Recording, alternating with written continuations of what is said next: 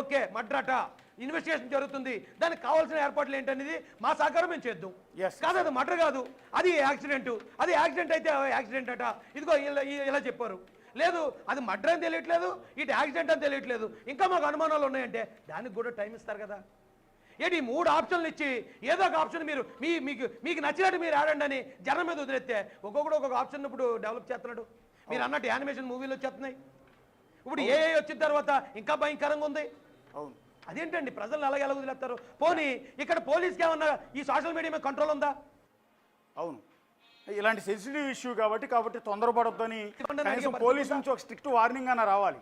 ఇది మత కలహాలు చెలరేగే అంశం కాబట్టి జాగ్రత్తగా ఉండండి. చనిపోయిన వ్యక్తి గురించి కొంతమంది వెకిలి కామెంట్స్ పెడుతున్నారు, అది మరీ దారుణం, దుర్మార్గం కదా.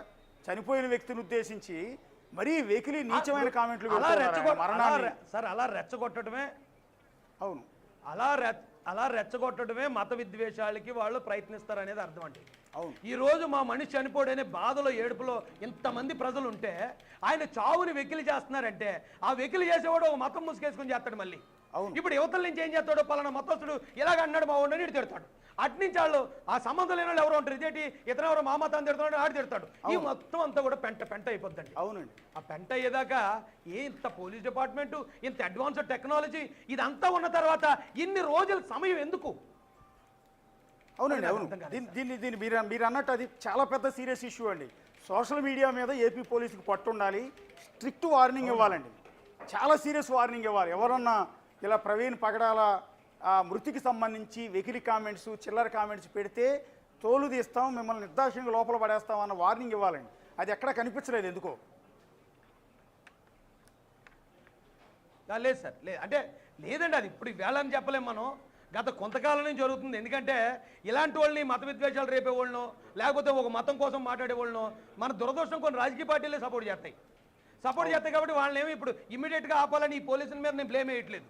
కానీ మనకి ఆ టెక్నాలజీ లేనప్పుడు, ఆ పవర్ మన దగ్గర లేనప్పుడు ఇమీడియట్గా వాస్తవాలు బయట పెడితే దీని మీద అనుమానాలు ఇంకా ఎందుకు సార్? నేను ఎగ్జాంపుల్ చెప్తాను అశోక్ గారు.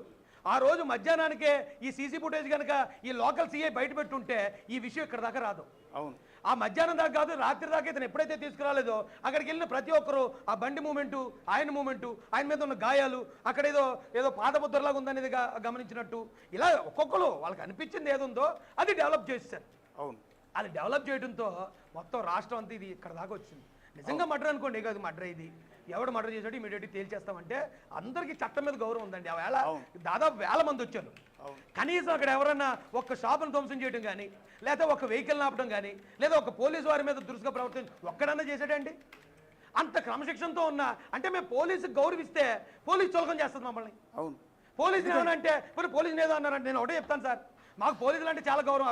ఆ రోజు ఈ సిఐ మా మీద ఎంత దురుసుగా ప్రవర్తించినా, ఎంత అన్యాయంగా మాట్లాడి నేను మాట్లాడలేదు. కానీ ఒకటి చెప్తాను, తప్పు దొరికిందంటే గత ప్రభుత్వ హయాంలో డీజీపీని లెక్క చేయనోండి, డీజీపీని లెక్క చేయనోండి, సీఏ ఒక లెక్క నాకు, నేను ఎదురు తిరగాలంటే. కానీ గౌరవించాను నేను.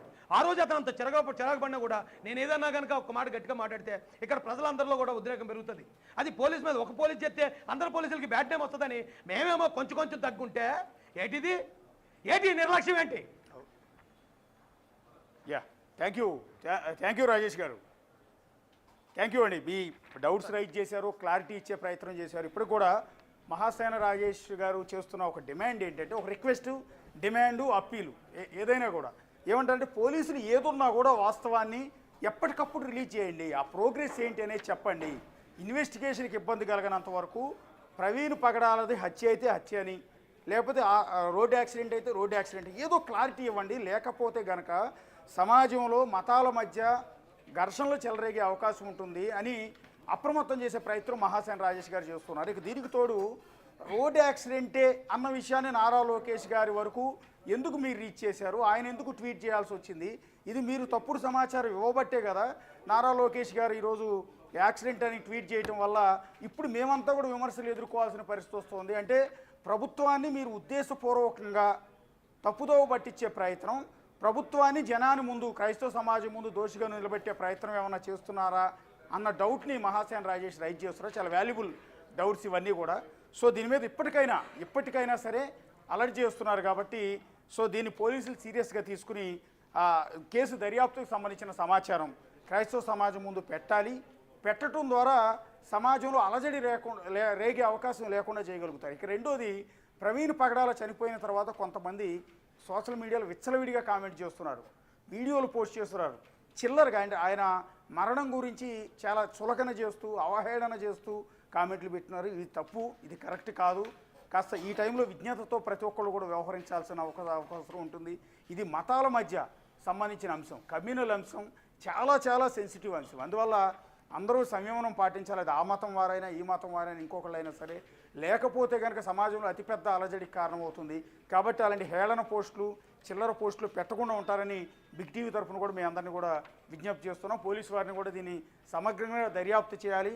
అలాగే సోషల్ మీడియాలో ఎలాంటి వెకిలి పోస్టులు పెట్టకుండా ఒక సీరియస్ ఆర్డర్ లాంటిది, ఒక వార్నింగ్ లాంటిది డీజీపీ ద్వారా ఇష్యూ చేయాలని కూడా రిక్వెస్ట్ చేస్తూ ఉన్నాం. ఇది టోటల్గా ప్రవీణ్ పగడాలకు సంబంధించి మహాసేన రాజేష్ రైజ్ చేసిన డౌట్లకు సంబంధించిన సమాచారం. Right, thank you Ashok.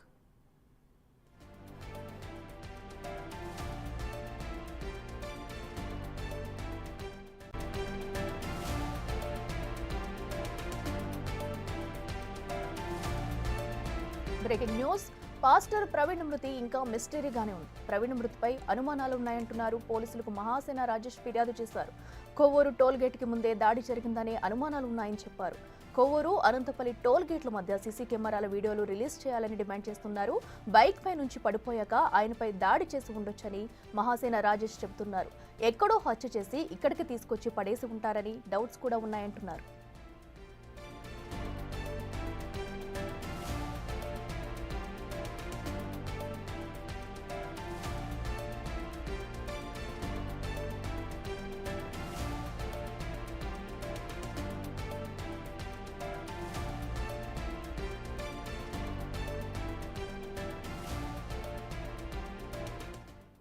Right, ఇదే అంశానికి సంబంధించి మరింత సమాచారం మా ఎగ్జిక్యూటివ్ ఎడిటర్ అశోక్ లైవ్ లో అందిస్తారు. అశోక్, చెప్పండి. అటు పాస్టర్ ప్రవీణ్ మృతిపై డౌట్లు ఉన్నాయంటూ కూడా మహాసేన రాజేష్ అయితే చెబుతున్నారు. దీనిని నీరుగార్చే ప్రయత్నం చేయొద్దు, అన్ని కోణాల్లో కూడా దర్యాప్తు చేయాలంటూ కూడా ఒక డిమాండ్ అయితే చేస్తున్నారు. దీన్ని ఎలా చూడాలంటారు? డీటెయిల్స్. చాలామంది డౌట్స్ రైజ్ చేస్తున్నారు. ఇప్పటికీ కూడా ప్రవీణ్ పగడాలది యాక్సిడెంట్ కాదు, అది ఖచ్చితంగా హత్య, ప్రీ ప్లాన్డ్ మర్డర్ అనేది క్రైస్తవ సమాజం మొత్తం కూడా నమ్ముతోంది బలంగా. దాని మీదే విచారణ, దర్యాప్తు సక్రమంగా చేయాలి, నిష్పక్షపాతంగా దర్యాప్తు చేయాలని డిమాండ్ వస్తుంది. అందులో భాగంగానే మహాసేన రాజేష్ మొన్న ప్రవీణ్ పగడాల డెడ్ బాడీని ఐడెంటిఫై చేసిన దగ్గర నుంచి ఇప్పటి వరకు కూడా ఆయన స్పాట్కి వెళ్ళారు. అక్కడ ఉండి మొత్తం కూడా పరిశీలించారు, ఆ కుటుంబానికి అండగా నిలిచే ప్రయత్నం చేశారు. ప్రస్తుతం మహాసేన రాజేష్ కూడా మనకి లైవ్లో అందుబాటులో ఉన్నారు. రాజేష్ గారు సార్ నమస్తే అండి. అశోక్, మీరు ఇప్పుడు ఒక కంప్లైంట్ రైజ్ చేశారు. మీరు ఇప్పుడు డిఎస్పీ గారిని కలిసి కొన్ని అనుమానాలు రైజ్ చేశారు. ఫస్ట్ ఆఫ్ ఆల్ మీరు ఇచ్చిన లేఖలో ఉన్న ఫస్ట్ డౌట్ ఏంటంటే కొవ్వూరు టోల్ గేటుకు ముందే ఆయనపై దాడి జరిగినట్టు మేము అనుమానిస్తూ ఉన్నాం కనుక కొవ్వూరు దాదాపు ఆ మధ్యలో ఉన్న టోల్ గేట్ అనంతపల్లి సీసీ కెమెరాల ఫుల్ ఫుటేజీ టైంతో పాటు వెంటనే రిలీజ్ చేయండి. అంటే ఇందులో ఎక్కడండి మీకు ఆల్రెడీ ఒక టోల్ గేట్ సంబంధించిన కొవ్వూరు టోల్ గేట్కి సంబంధించిన సీసీ ఫుటేజ్ రిలీజ్ చేశారు. దానికంటే ముందున్న టోల్ గేట్ సీసీ ఫుటేజ్ అడుగుతున్నారు మీరు? సార్, దానికన్నా ముందు అనంతపల్లి టోల్ గేట్ ఉంది సార్. ఈ టోల్ గేట్కి ఆ టోల్ గేట్కి దాదాపు 30 కిలోమీటర్ల డిస్టెన్స్ ఉంటుందండి. ఈ 2 టోల్ గేట్ల మధ్యలోనూ దాదాపు ఒక 8-10 హైవే సీసీ కెమెరాలు కూడా ఉన్నాయండి. ఎందుకంటే ఆ టోల్ గేట్ దగ్గరకు వచ్చేటప్పటికి ఆయన కొంచెం నెమ్మదిగా నడుస్తున్నారు, కొంచెం అప్పటికే దెబ్బతిని ఉన్నారు, లేకపోతే అప్పుడే హెడ్ లైట్ పగులుందని అనుమానాలు ఉన్నాయండి మాకు. వీళ్ళు పోలీసు ఈ పాటికి అది రిలీజ్ చేస్తారనుకున్నామండి మేము. నిజానికి అశోక్ గారు, నేను 2 రోజులు కూడా పోలీసు వారికి చాలా సహకరించాం. వాళ్ళు ఒకవేళ వాళ్ళు మాతోటి ఇది యాక్సిడెంట్లా కనిపిస్తుందండి అన్నప్పుడు కూడా, ఏమంటే ఇది యాక్సిడెంట్లా కనిపిస్తుంది, 90% ఎవరు ఆందోళన పడొద్దు, ఎవరైనా రెచ్చగొట్టినా క్రైస్తవ సమాజం రెచ్చిపోవద్దు, ఎందుకంటే కూలంకషంగా ఎంక్వైరీ జరుగుతుంది. దీని మీద చంద్రబాబు నాయుడు గారు, లోకేష్ గారు, హోంమంత్రి గారు కూడా చెప్పారు. కాబట్టి ఇది 1 or 2 డేస్కి మించకుండా దీనిలో ఉన్న పూర్తి వివరాలు బయటకు వస్తాయనేమో మేము మా ప్రజలందరికీ చెప్పి వాళ్ళని శాంతపరిస్తే, వీళ్ళేమో ఇప్పుడు దాకా కనీసం ఆ కొవ్వూరు టోల్ గేట్ దగ్గర ఏమో ఒక 5 సెకండ్లు, ఈ యాక్సిడెంటో లేకపోతే ఇన్సిడెంటో జరిగిందన్న దగ్గర ఒక 5 సెకండ్లు రిలీజ్ చేసి, ఇదే మీ కర్మ, దీంతోనే పడి ఉండమంటున్నారు. అది యాక్సిడెంట్ అయితే యాక్సిడెంట్ అని చెప్పాలి, అనుమానాస్పదం అయితే అనుమానాస్పదం అని చెప్పాలి. లేదా మడ్రలా కనిపిస్తుంది అంటే మడ్ర అని చెప్పాలి. అవేమీ వీళ్ళు చెప్పరు, అవన్నీ మేము చెప్పుకోవాలండి. ఎందుకంటే వీళ్ళు నన్నొక్కరినే కాదండి, ఇక్కడ విద్యాశాఖ మంత్రి నారా లోకేష్ గారిని కూడా స్థానిక పోలీసు మిస్లీడ్ చేశారు, ఆయన్ని కూడా చీట్ చేశారు. ఎందుకంటే ఆయనకి ఎక్కడి నుంచి ఇచ్చిన ఇన్ఫర్మేషను ప్రాథమికంగా అది రోడ్డు ప్రమాదం అండి అని ఇచ్చారు. అది నమ్మిన ఆయన అక్కడ ట్వీట్ చేశారు. ట్వీట్ చేసి ఈరోజు ఆయన విమర్శిస్తున్నారు చాలామంది. ఆయన విమర్శలు పాలు చేశారు ఇక్కడ పోలీసు. ఎందుకంటే నిన్న ఎస్పీ గారి ప్రెస్ మీట్లోనేమో మేము ఇంకా ఇది యాక్సిడెంట్ అని పూర్తిగా కన్ఫర్మ్ చేయలేదన్నారు. మరి యాక్సిడెంట్ అని కన్ఫర్మ్ చేయకపోయినప్పుడు మీరు నారా లోకేష్ గారికి ఎలా యాక్సిడెంట్ అని ఇన్ఫర్మేషన్ ఇచ్చారు ఇక్కడ వాళ్ళు? అలాగే నాకెలా చెప్పారు ఇది ఇది యాక్సిడెంట్లా కనిపిస్తుందండి అని? అంటే మాకేమో ఒక మాట, ప్రజలకు మీరు చెప్పేటప్పుడు ఒక మాట. ఏంటండి డబుల్ గేమ్ ఏంటండి? అంటే ప్రభుత్వాన్ని బదనాం చేయాలని పెట్టుకున్నారా, లేకపోతే ఇక్కడ మత కళాలు రేపితే ఆ మత కళాల్లో రేగటం చూడాలనుకుంటున్నారా? ఏం చేస్తున్నారో నాకు అర్థం కాలేదండి. ఇప్పుడు ఇది యాక్సిడెంటే అనుకోండి, ఆయన హైదరాబాద్ నుంచి బయలుదేరాడు. పోనీ హైదరాబాద్ మన స్టేట్ కాదు కాబట్టి విజయవాడ నుంచి ఉన్న సీసీ ఫుటేజ్ రిలీజ్ చేయడానికి ఎన్ని 10 సంవత్సరాలు కావాలి ఇక్కడ పోలీసు వాళ్ళకి? 10 సంవత్సరాలు పడుతుందా? ఒక్క మాట చెప్తే డీజీపీ గారు ఒక మాట చెప్తే ఒక గంటలో వచ్చేదా సీసీ ఫుటేజ్? ఆయన విజయవాడ ఎప్పుడు దాటాడు, గన్నవరం ఎప్పుడు దాటాడు, కలపర ఎప్పుడు దాటాడు, ఇలా ఈ సీసీ కెమెరాల ఫుటేజ్లు అన్నీ తీసి అసలు ఆ లైట్ ఎక్కడ వెలిగింది, ఎక్కడ ఆరిపోయింది, ఎక్కడి నుంచి ఈ ప్రాబ్లం ఆయన ఫేస్ చేస్తున్నాడు, అది ఇమీడియట్గా బయటికి రిలీజ్ చేసి ఈ ఏదైతే బైక్ పక్కకి వెళ్ళిపోయిందో